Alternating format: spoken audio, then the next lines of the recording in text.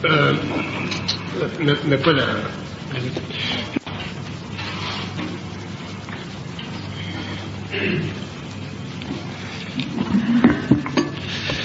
Alors, on poursuit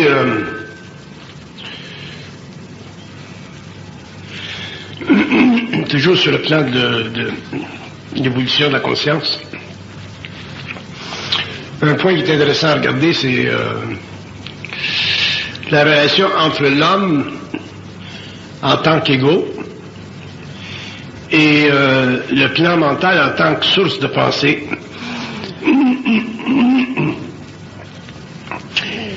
Jusqu'à quel point l'homme, sur le plan matériel, dans sa phase incarnée, est indépendant de la source de sa pensée. Et quand je dis indépendant, je veux dire jusqu'à quel point la source de sa pensée s'adapte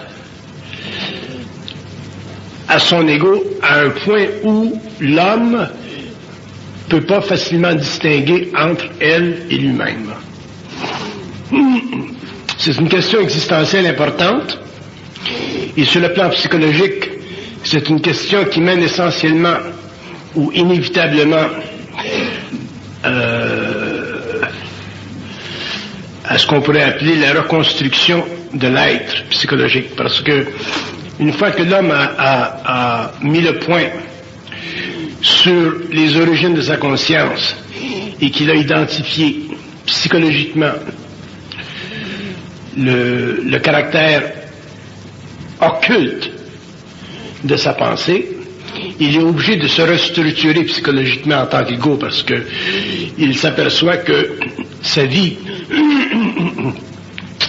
en tant qu'être pensant n'est pas simplement une vie planétaire, c'est-à-dire incarnée dans le matériel et réduite à des forces qu'il peut identifier, mais que sa vie est effectivement alliée à d'autres forces, à d'autres niveaux de vie, qui constituent le particularisme de la conscience éveillée.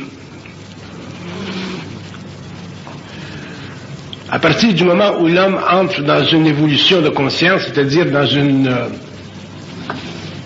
nouvelle évaluation de sa relation entre lui et l'invisible, il est obligé, ou il sera obligé, de reconnaître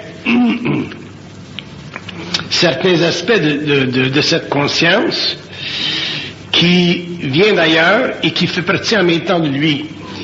Et cette symbiose, cette unification, cette union de deux particularités créera chez lui une certaine liberté et en même temps le forcera à reconnaître un certain lien avec des plans dont il n'a pas encore très conscience à cause du fait qu'il est incarné dans le plan matériel.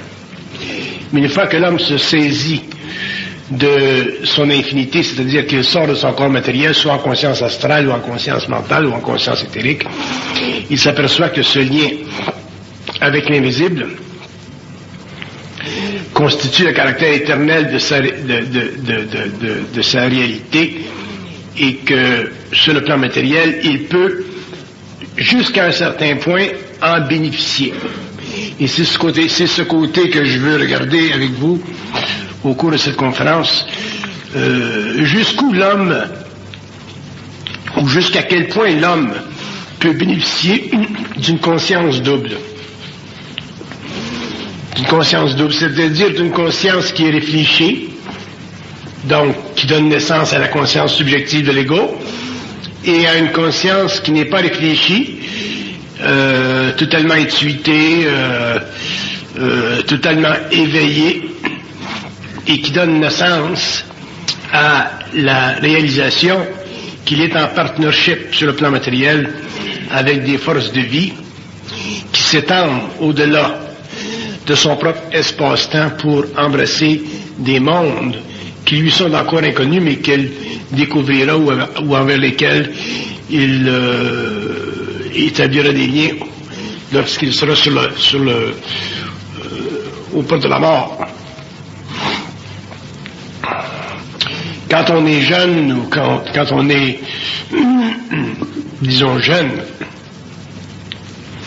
on ne pense pas à la mort, et c'est bien comme ça. Mais lorsque l'homme avance en âge et qu'il réalise à un certain point que les années sont comptées, il s'aperçoit que l'importance de son corps matériel diminue et que l'importance de son esprit grandit. Et que dans la mesure où ce différentiel prend place jusqu'au moment où l'homme s'éteint, la conscience des autres plans devient de plus en plus intégrée à sa conscience diurne et il commence à réaliser qu'il n'est plus seul. Et quand je dis qu'il n'est plus seul, je veux dire qu'il est supporté à partir des autres plans par des intelligences ou une conscience ou une entité qui est près de lui et qui représente l'autre tranchant, l'autre versant du mystère humain auquel on n'a pas accès tellement lorsqu'on est dans la matière, qu'on est imbriqué dans la matière parce que nos sens l'énergie de nos sens est plutôt utilisée pour traiter avec cette matière au lieu de traiter avec les mondes invisibles. Ce qui est normal d'ailleurs. Quand on vit, on vit. Quand on meurt, c'est une autre sorte de vie. Donc, trop s'intéresser à l'invisible ou aux autres plans pendant qu'on est en vie, ça peut affecter notre existence si on n'a pas suffisamment d'équilibre dans le mental pour réaliser que la relation entre les plans de vie au-delà de la matière doit toujours demeurer une relation équilibrée avec l'ego. Sinon, les forces occultes enjambent, les forces occultes dérangent et éventuellement la vie de l'homme est mise à gage.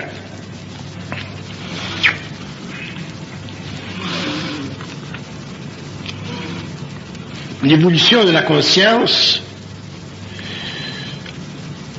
à partir du moment où l'homme reconnaîtra ou saura reconnaître qu'il n'est plus seul sur le plan mental, l'amènera éventuellement à constater que le pouvoir de sa conscience doit toujours être ramené sous le contrôle de l'ego. C'est très important ceci parce que sinon l'homme se spiritualise énormément et éventuellement perd contenance. Et toujours rapporter sa conscience vers l'ego, alors qu'on prend conscience de l'alter ego ou d'un autre plan, ça fait partie de l'intégration de cette énergie-là, ça fait partie du développement d'une grande maturité, et aussi ça fait partie ultimement d'une des grandes joies de vivre que l'homme peut développer sur la Terre, dans ce sens qu'il est à la fois matériel, humain, et aussi à la fois appartient à une autre dimension. Donc il peut, avec le temps, développer des outils subtils qui lui permettront de vivre une vie matérielle meilleure et plus en paix avec lui-même. Mais c'est très important pour lui de reconnaître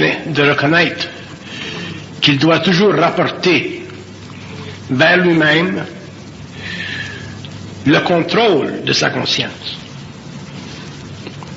Donc ce processus de déspiritualisation, ou même de déoccultification, est nécessaire pour que l'ego se réaligne toujours vers lui-même, c'est-à-dire qu'il prenne conscience que sa volonté est avant tout son avantage et que tout délaissement de cette volonté devient avec le temps un désavantage pour lui parce que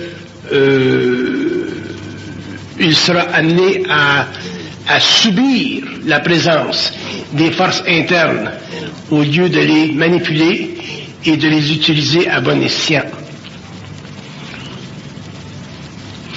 Pendant l'évolution, les religions ont aidé l'homme sur le plan moral parce que les religions étaient était destiné à créer pour l'ego un pont entre le plan matériel et les plans subtils.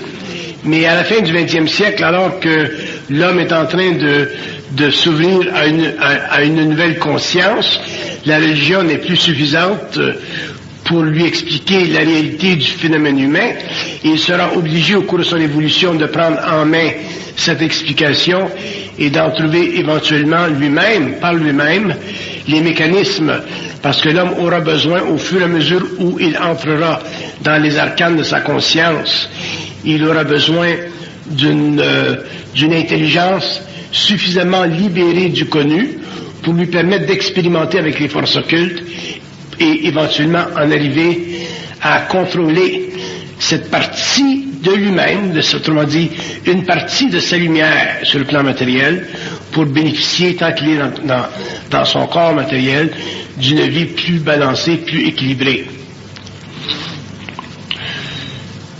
Mais en arriver à contrôler les forces occultes, c'est un tour de force.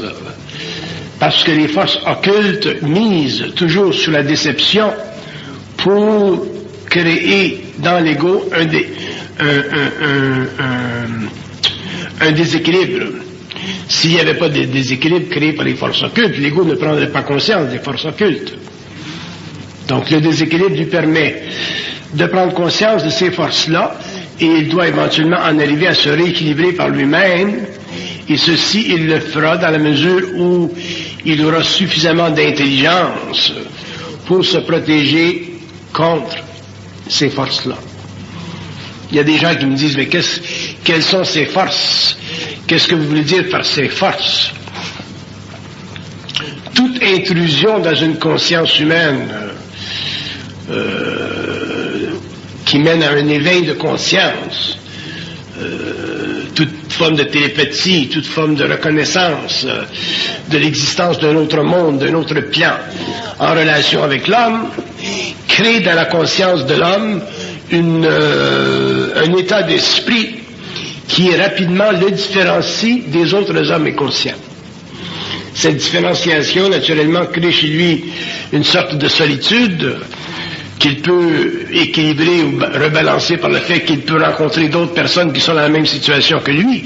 Mais le phénomène demeure qu'un homme qui prend conscience des autres plans voit sa vie radicalement changer.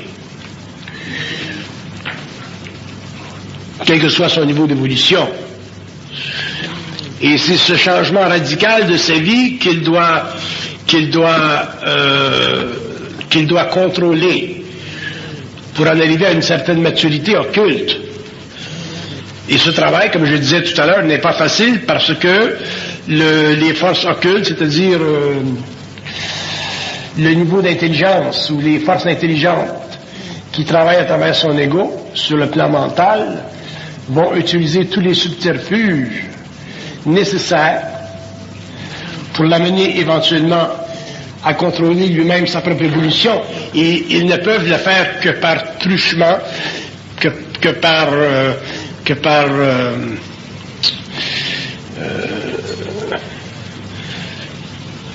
trucage. Sinon, l'homme aurait des pouvoirs occultes instantanés dont il ne pourrait pas contrôler les conséquences. Donc c'est évident que à partir du moment où il est en contact avec le plan mental, le contact ne peut pas être établi sur une base égalitaire, comme il le vit par exemple avec d'autres êtres humains. Et ça, c'est très difficile pour l'homme de réaliser et de comprendre, parce que il a une conscience spirituelle de l'invisible qui lui a été inculquée depuis des millénaires.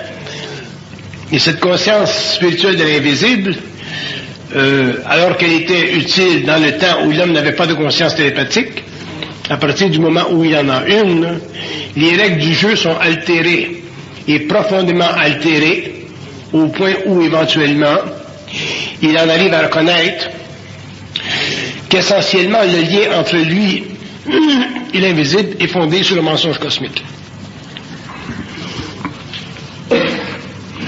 Le mensonge cosmique n'est pas une reconnaissance morale, d'un état d'esprit. Le mensonge cosmique est simplement une loi morontielle qui affecte l'homme autant dans son inconscience que dans sa conscience, avec cette différence que une fois qu'il est conscient, il en réalise la nature. Et de cette réalisation, il peut en arriver éventuellement à développer une intelligence extrêmement mûre des lois de la vie, autant sur le plan matériel que sur les autres plans. Il ne faut pas oublier que nous sommes aujourd'hui à l'aube de la conscience. À l'aube de la conscience, ça veut dire beaucoup de choses, parce que l'aube de la conscience, ça peut dire le début d'une période qui va durer 2500, 3000, 4000, 5000 années, alors que par le passé, nous avons été à l'aube de l'inconscience, qui a duré aussi des millénaires. Et lorsque nous parlons de l'aube ou du début d'une conscience, ou d'une réunification de la conscience humaine avec des plans invisibles, nous parlons d'une découverte très vaste des relations entre l'homme et les mondes. Et quand je parle des mondes, je parle des structures, des architectures, des plans qui, pour nous, sont du domaine du rêve, mais qui, sur le plan de la mort, deviennent une réalité. Donc, ces mondes sont régis par des lois, et l'âme fait partie de ces lois-là, et elle est obligée de s'exécuter sur le plan matériel en relation avec ces lois-là. Et l'ego, lui, l'aspect pensant de l'âme, sert simplement à établir un lien entre ce que l'âme doit, sur le plan matériel, promulguer dans son expérience, et lui reconnaître en tant que science, par rapport au monde qui influe sur elle. Et les mondes occultes influent sur l'âme. On pense simplement, par exemple, à l'expérience du président américain. Les psychologues, les psychiatres, les gens qui s'occupent de sociologie ou qui s'occupent de l'étude du phénomène humain et qui essaient de comprendre comment un homme aussi intelligent peut avoir été amené à commettre des actes aussi bêtes dans une condition matérielle inexcusable. Ça fait encore partie des lois de l'âme, ça fait encore partie des lois de l'invisible, ça fait partie des lois de l'astralisation. Donc si un homme comme le président américain peut être astralisé à ce point-là, dans des conditions aussi rigides, aussi contrôlées, imaginez-vous ce que le pur et simple être humain peut être astralisé dans sa vie. Donc les forces de vie qui influent sur le plan de l'âme, comme dans ce cas-là, lorsqu'on les étudie, il faut les étudier à la lumière de l'influence. Et toute la vie de l'homme doit être étudiée à la lumière de l'influence. Que l'influence soit bonne ou que l'influence soit néfaste, il demeure toujours que l'homme est un être influencé, et à partir du moment où il commence à reconnaître la nature de cette condition, et qu'il commence à comprendre que son âme, que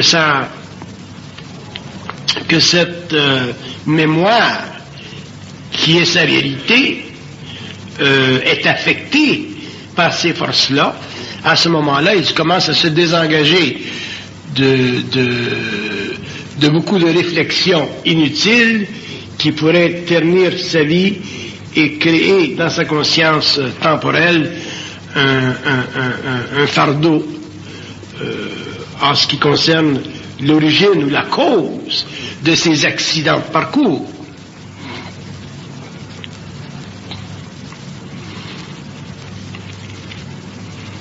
Donc notre vie est un accident de parcours, est une suite d'accidents de parcours, et plus l'homme sera conscient, plus il pourra les interpréter, mais les interpréter à son avantage, au lieu de les interpréter ou de les vivre ou les subir à son désavantage, ce qui fut le cas pendant l'évolution,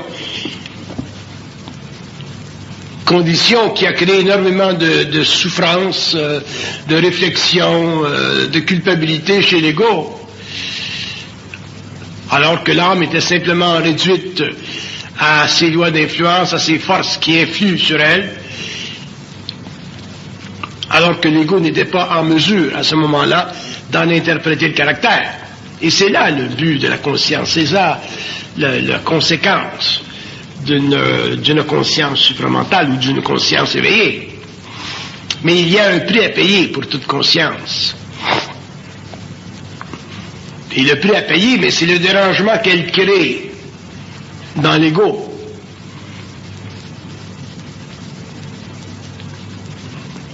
Elle crée un dérangement parce que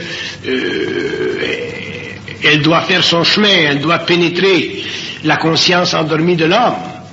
Donc, par choc, elle éveille.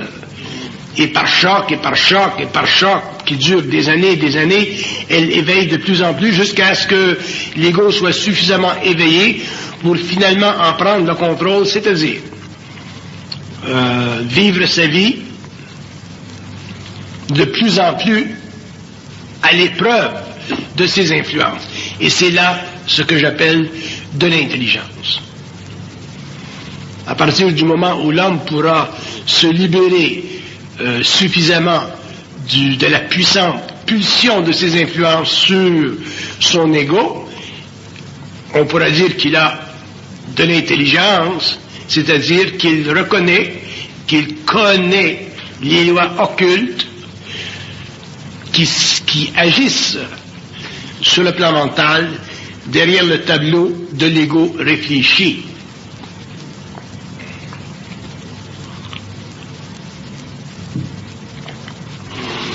Nous n'avons pas...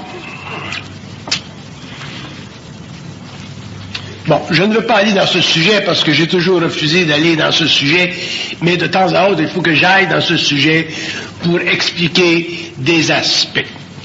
Si nous prenons par exemple le phénomène ovni sur la Terre,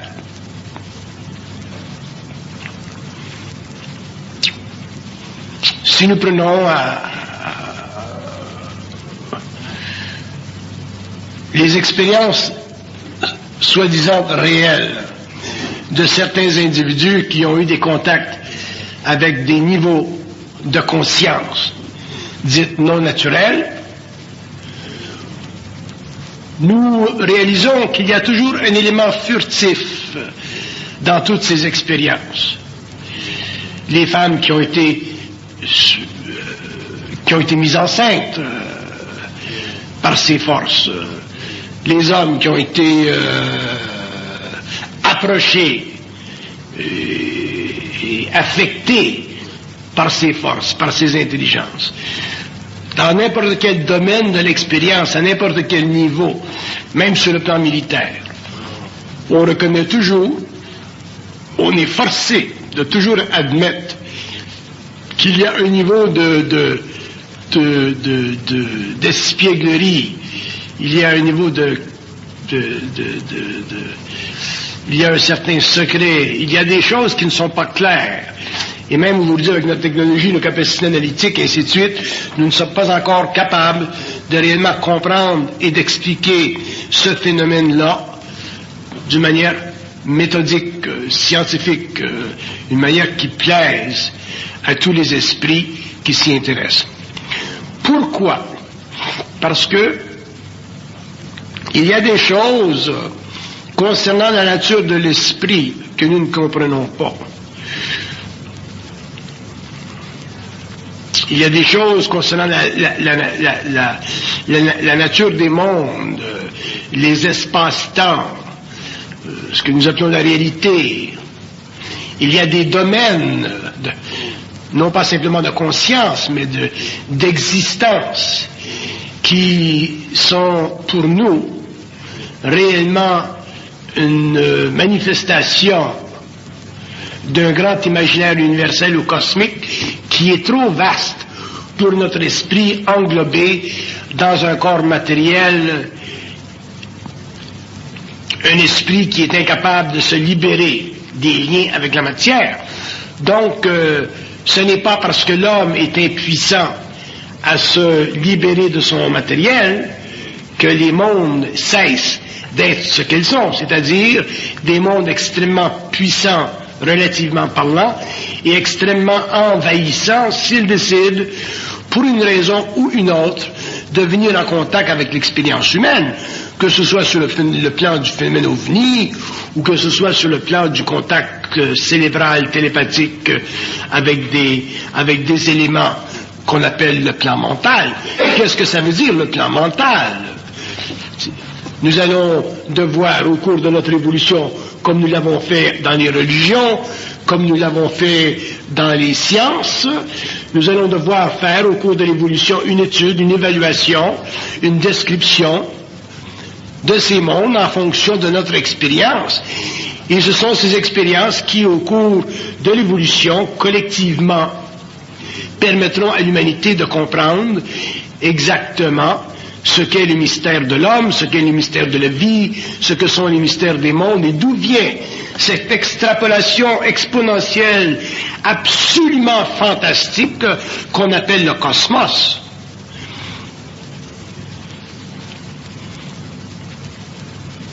Si par contre nous n'éveillons pas notre esprit et nous n'habituons pas notre esprit, notre mental, à traiter avec des notions qui ne font pas notre affaire, c'est-à-dire avec des notions qui dépassent notre entendement ou des notions qui font vaciller nos consciences ou des notions qui sont difficiles à intégrer parce que elles nous bouleversent profondément, tant sur le plan spirituel que sur le plan psychique. À ce moment-là, nous ne pourrons jamais, en tant qu'individus, officier personnellement à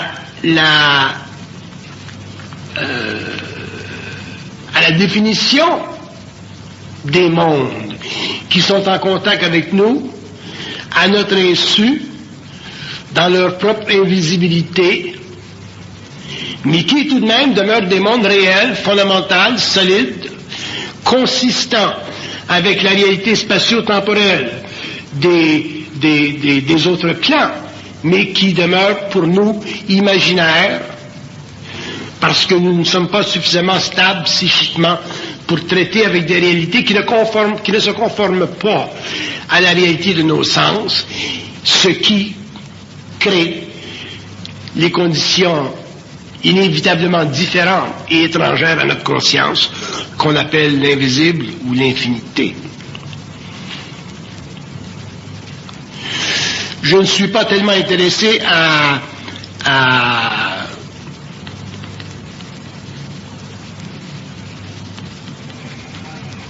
demander à l'homme de s'intéresser au phénomène ovni, parce que le phénomène ovni, c'est un phénomène qui n'a aucune résonance avec le mental, dans la mesure où le mental doit être éveillé pour que le phénomène ovni ait une résonance intelligente. Sinon, c'est simplement la course à cette phénoménologie qui est constamment... Donc l'homme doit être conscient, il doit développer une base fondamentale, une fondation, avant de pouvoir s'intéresser à ces choses et ne pas se perdre dans la collision qui existe entre les autres mondes et son monde matériel.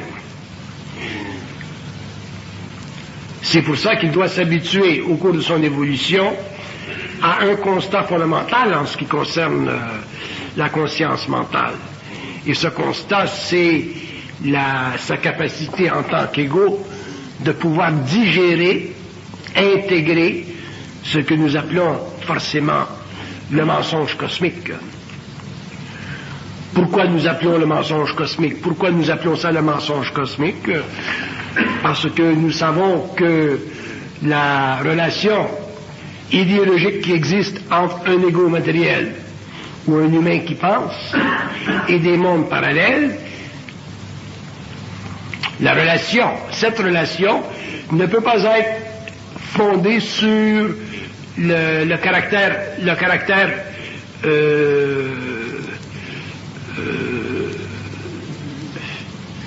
ou sur l'aspect humain, sur l'aspect que l'homme voudrait qu'elle soit.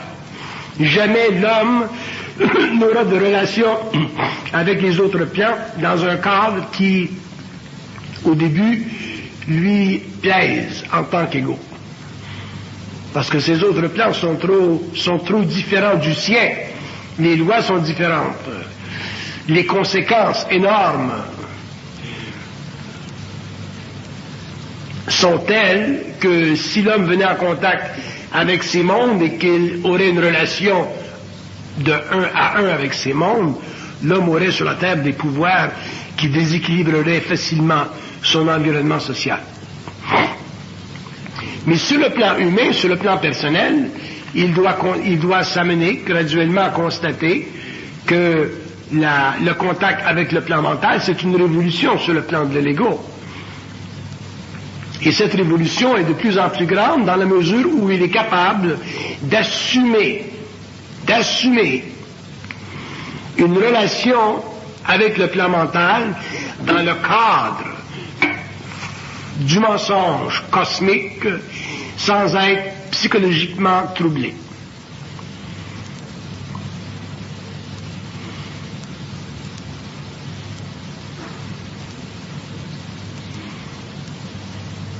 Et quand j'emploie le terme mensonge cosmique, je n'en emploie pas dans le sens moral auquel on est habitué. Mensonge veut dire retenue de l'information. Donc si l'homme est capable de traiter avec cette retenue d'information, jusqu'à ce que cette information s'ajuste et lui soit rendue, à ce moment-là, il pourra faire des pénétrations, des interventions suffisamment grandes dans le domaine de sa conscience personnelle, et il en viendra éventuellement à conquérir le pouvoir de ses forces occultes sur son âme et finalement se libérer de ce qu'on appelle le connu.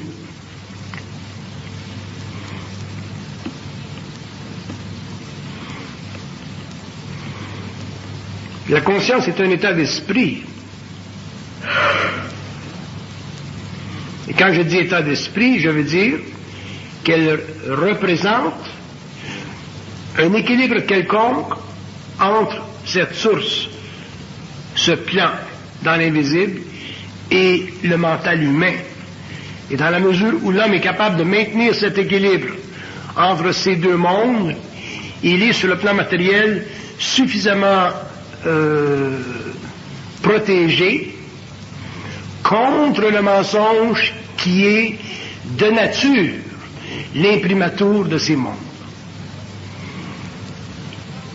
Mais si l'homme n'est pas capable de maintenir l'équilibre entre lui et ses plans sur le plan psychologique, à ce moment-là, ce que nous appelons le mensonge cosmique déferlera sur sa conscience et l'homme en sera abruti parce que les lois occultes sont entièrement ou vont entièrement à l'encontre de ce que nous, les humains, les égaux dans la matière, tenons pour important. Donc, ce qui est important pour un égo, ce n'est pas important pour une conscience qui évolue à l'extérieur du matériel. Ceci ne veut pas dire que l'homme ne peut pas, alors qu'il est en conscience, en arriver à bénéficier de cette conscience. Au contraire. Mais ceci veut dire que l'homme ne peut pas, en tant qu'égo, s'attendre à ce que les entités du mental ou les ajusteurs de pensée s'adaptent aux conditions que l'ego veuille bien leur présenter. Ça ne se produit pas ainsi, ça ne s'est jamais produit ainsi, et ça ne se produira pas ainsi. Alors vous direz, mais à quoi ça sert pour l'homme d'accéder à une conscience si l'ajusteur de pensée en arrive pas éventuellement à s'ajuster à lui? Et la question est mal formulée. Ce n'est pas que l'ajusteur de pensée doit s'ajuster à l'homme, c'est que l'homme doit s'ajuster à l'ajusteur de pensée. Autrement dit, l'homme doit en arriver à comprendre, à saisir, à voir le mensonge de sa propre conscience pour en arriver finalement à prendre les rênes, le contrôle de cette conscience et éventuellement en arriver finalement à établir un équilibre entre lui et l'ajusteur de pensée. Donc le moyen est totalement différent de ce que nous aurions voulu proposer pendant l'évolution, parce que pendant l'évolution, nous étions à la recherche d'un Dieu ou à la recherche d'une sainteté qui nous protégeait ou à la recherche d'un pouvoir occulte chez les gens qui faisaient des expériences temporelles dans le domaine des sciences occultes. Mais l'histoire nous a démontré que toutes ces recherches, que tous ces mouvements vers le Saint Graal, que toutes ces décisions de l'ego de vouloir appartenir à une race pure, à une élite occulte, que tout ceci faisait partie des mirages, des illusions que crée le mensonge cosmique dans une conscience naïve et spirituellement décadente.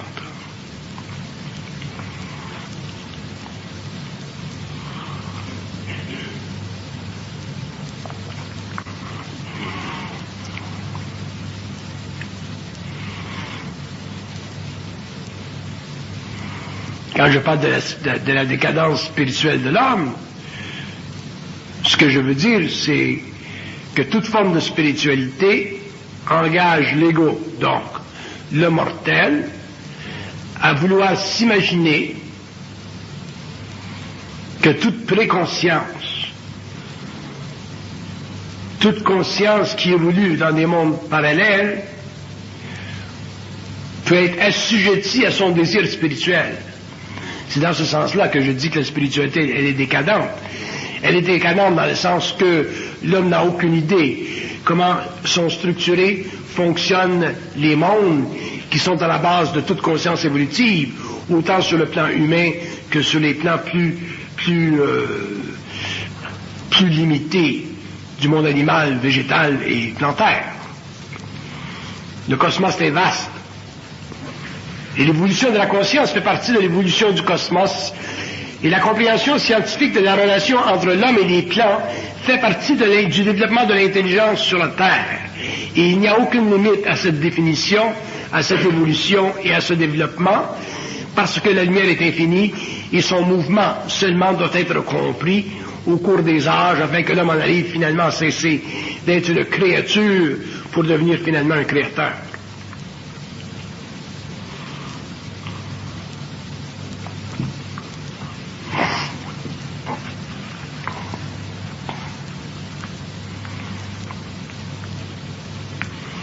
Nous avons tenté pendant l'évolution d'expliquer la nature de l'homme ou le phénomène humain à partir d'outils conventionnels qu'on avait développés au cours de l'évolution, qu'on appelait la philosophie. Aujourd'hui, la philosophie, elle est morte. Elle ne sert plus l'homme.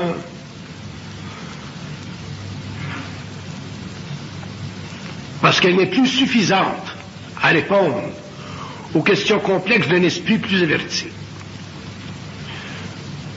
Donc la philosophie n'étant plus, étant morte, l'homme aura besoin de développer une nouvelle science, soit une nouvelle métaphysique, ou une nouvelle cosmogonie, ou une nouvelle méthodologie, pour se rapprocher de son être, c'est-à-dire pour expliquer le fondement de sa conscience à un niveau qui lui finalement plaise. Quand un homme peut dire, bon ben la vie c'est comme ça, quand tu meurs il se passe telle chose, quand tu t'incarnes il se passe telle chose, les mondes sont créés de telle façon pour telle ou telle raison, il y a des hiérarchies, l'univers est constitué ainsi, et ainsi de suite. Lorsque l'homme aura des réponses qui satisferont son esprit et non pas son ego, remarquez bien, à ce moment-là il aura finalement conquis son inexpérience occulte, il aura conquis les stages de son évolution psychologique, et il aura finalement entré dans les arcanes de son propre mystère, et la vie sur le plan matériel deviendra extrêmement facile et beaucoup plus loisible pour lui. Alors que pendant l'évolution, la vie fut autant un cauchemar sur le plan matériel qu'elle fut une lutte sans cesse sur le plan idéologique de la philosophie ou des religions. Mais il faut que ça cesse un jour.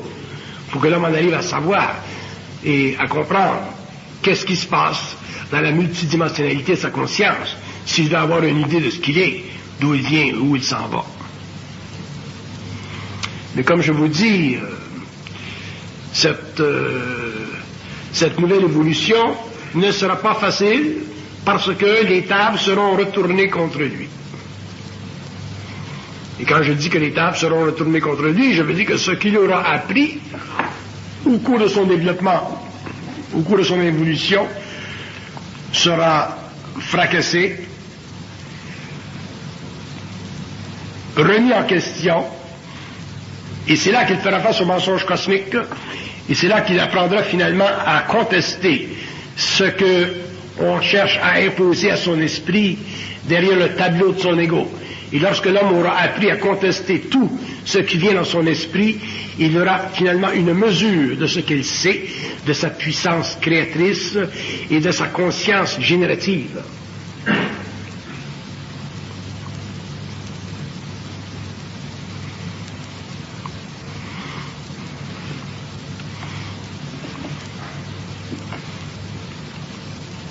Imaginez-vous ce que nous avons appris en science depuis une centaine d'années.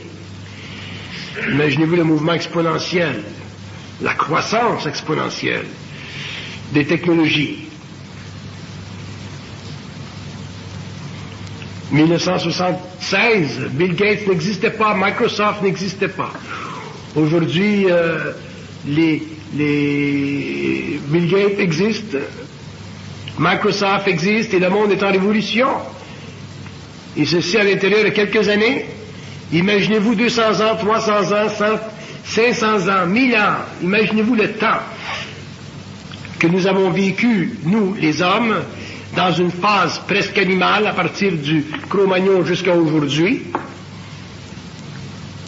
Maintenant, partez du point 0, 69 du 20e siècle, et imaginez-vous ce que l'homme saura demain, ce que l'homme expérimentera demain, autant sur le plan des technologies que sur le plan des rencontres avec d'autres types de vie, de conscience, qu'il pourra finalement intégrer à sa réalité planétaire lorsqu'il aura finalement compris que le mensonge cosmique est une protection contre son mental trop naïf, trop enfantin.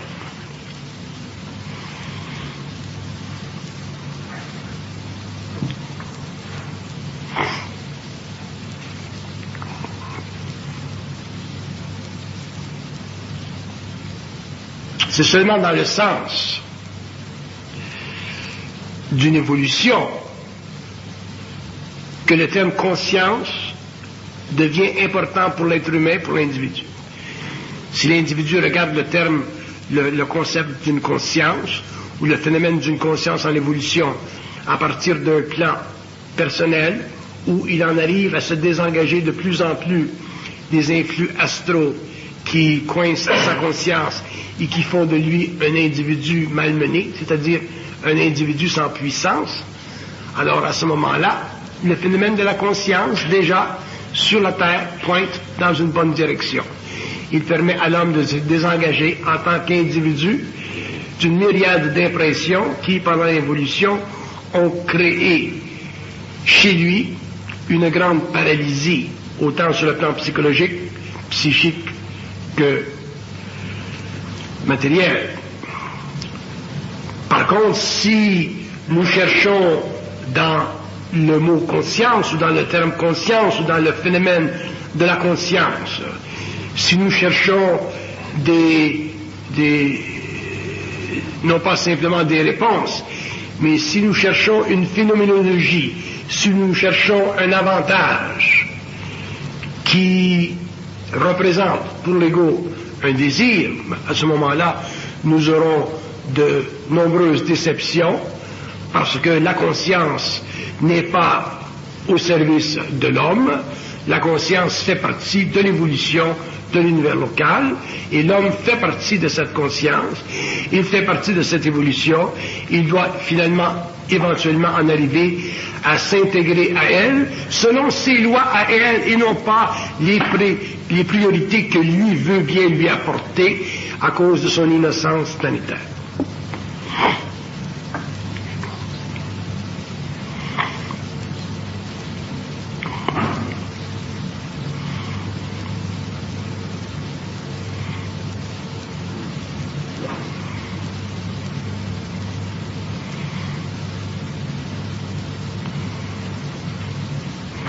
J'ai observé au cours des années les différents mouvements de conscience spirituelle dans le monde, les différentes églises, les différentes écoles, les déplacements que certains individus se soumettaient pour en arriver finalement à venir à la rencontre d'une certaine extase spirituelle. Et j'ai vu que il n'y a chez l'homme aucune raison pour être conscient autre que dans la mesure où il en arrive un jour dans sa propre vie à neutraliser les influences astrales sur son être. Et c'est ça de la conscience. Tout le reste, c'est une recherche chevaleresque, c'est une recherche intéressante, idéologiquement intéressante, mais toujours dictée par les besoins subjectifs de l'ego, qui n'a pas encore compris que le mensonge cosmique fait partie de la nature des choses et que ce n'est pas un accident aux lois de la vie.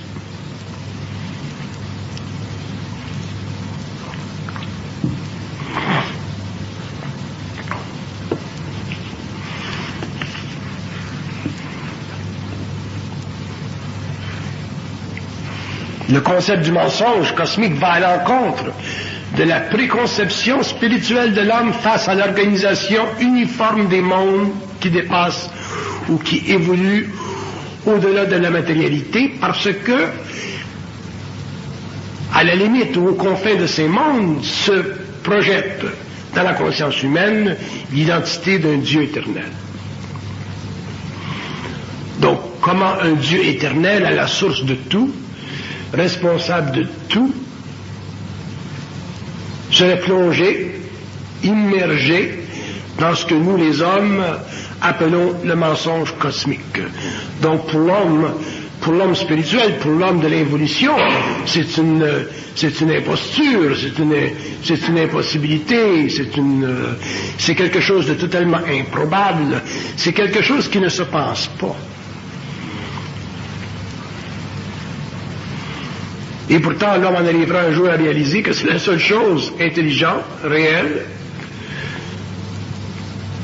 Et c'est la condition même qui fait que les mondes se juxtaposent, les mondes évoluent en parallèle sans s'embrasser intégralement, afin de protéger les évolutions inférieures du pouvoir, de la présence ou de la vibration des évolutions plus avancées. Vous savez vous-même reconnaître dans votre propre évolution sociale hiérarchisée dans vos écoles que ce que vous apprenez à la petite école n'est pas nécessairement ce que vous apprenez à l'université. Donc il y a même là du mensonge, c'est-à-dire de la retenue d'informations. Sur le plan politique, c'est la même chose. Vous avez de la retenue d'informations en politique, en matière politique, pour protéger les masses d'une psychose ou d'un dérangement collectif. C'est normal que tout niveau d'information plus avancé soit obligé de retenir à sa source ce qu'il sait, afin de protéger les niveaux inférieurs de ceux qui ne savent pas. Donc si ceci existe dans les structures humaines sur la Terre, Dans les structures de l'Église, vous vous rappelez très bien, il y a des générations, quelques générations, où il était interdit, par exemple, à un catholique de lire la Bible. Les grands livres étaient souclés, contrôlés, lus par ceux qui étaient à l'élite ou dans l'élite. Mais le bas peuple n'avait pas accès à la Bible. Alors imaginez-vous, lorsque nous parlons du cosmos, nous parlons des mondes, nous parlons des structures gouvernantes, nous parlons des mondes qui représentent pour l'homme la divinité, mais sur le plan politique, à l'extérieur des conventions spatio-temporelles de son psychologisme conditionné par la matière, imaginez-vous qu'il est normal que le mensonge existe et que l'information soit retenue, et que le seul rôle de la conscience en évolution est d'en arriver éventuellement à libérer cette information dans la mesure où l'homme sera capable d'en supporter les conséquences sur le plan de l'ego. Et ceci se fera en fonction de sa propre évolution personnelle. Ce ne sera jamais une révélation collective. Jamais le cosmos ne sera révélé à l'humanité de manière collective. Le cosmos se révèle à l'homme toujours sur le plan individuel. Et lorsque de ce plan individuel se crée une collectivité ou une conscience collective, mais vous avez une religion. De Moïse, vous avez les Juifs, du Christ, vous avez la religion catholique. Mais ce ne sont pas les initiés qui créent la religion, ce sont ceux qui viennent après lui. Donc la révélation se fait toujours sur le plan individuel, et en ce qui concerne la conscience supramentale sur la Terre, il n'y aura aucune différence de ses lois antérieures. L'homme découvrira des choses, vivra des choses, reconnaîtra des choses, et ceci fera partie de son patrimoine personnel, et finalement il en arrivera avec le temps à épouser des niveaux de conscience suffisamment avancés pour finalement se libérer et traverser les ténèbres qui ont constitué pendant l'évolution le plan subjectif, séculaire et sécure de son ego réfléchi, utilisant la pensée de l'évolution et de son histoire et de la mémoire de sa race pour ne pas avoir à confronter l'infinité, c'est-à-dire des mondes si vastes en conscience, si vastes en mouvement et si grands en puissance que l'ego non ajusté en mourrait s'il venait en contact avec la moindre manifestation de la réalité. C'est pour ça que les anciens disaient, l'homme vient face à face avec Dieu et meurt. Donc il ne s'agit pas pour l'homme de mourir lorsqu'il vient face à face avec des mondes qui constituent l'intemporel ou qui constituent le grand temporel.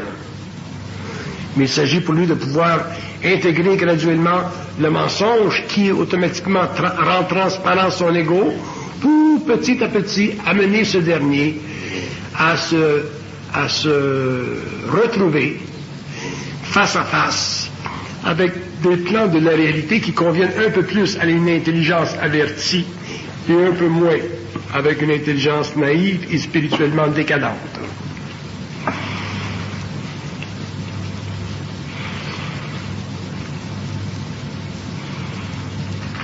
Ceux qui ont su faire l'initiation solaire de manière radicale ont compris que l'union ou la réunion ou l'unité ou l'harmonie entre le plan humain et les plans morontiels nécessite un prix abominable qui ne doit pas être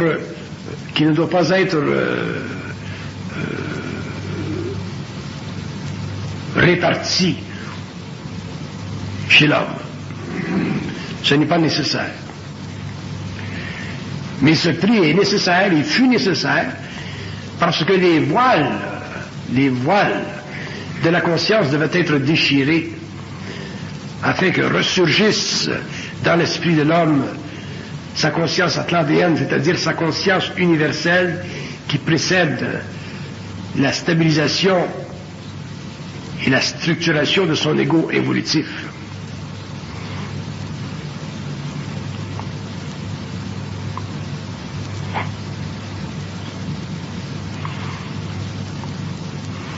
La philosophie n'existe plus aujourd'hui parce que l'homme n'a pas réussi au cours de son évolution, de son développement,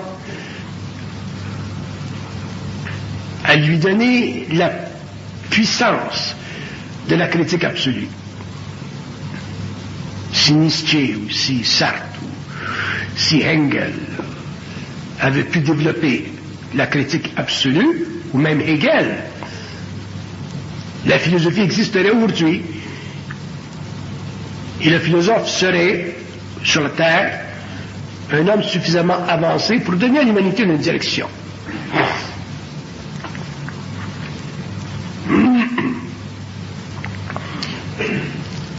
Mais la philosophie, elle est morte parce que l'esprit de l'homme, c'est-à-dire cette lumière un peu éteinte, a besoin d'une très grande liberté pour exprimer ce qu'il sait.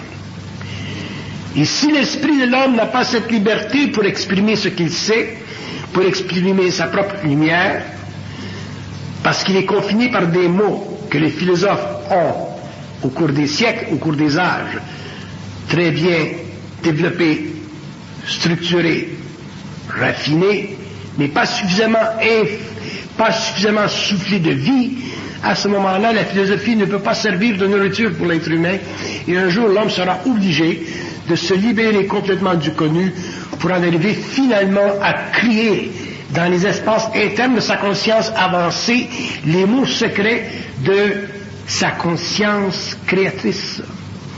Et ces mots secrets de la conscience créatrice font partie du pouvoir de sa conscience créatrice, et ces mots sont l'expression instantanée, absolue, de toute révélation qui puisse être mise en mots par un ego suffisamment averti du mensonge pour aller à l'encontre des forces qui influent sur lui pour empêcher que la vérité naisse de sa bouche.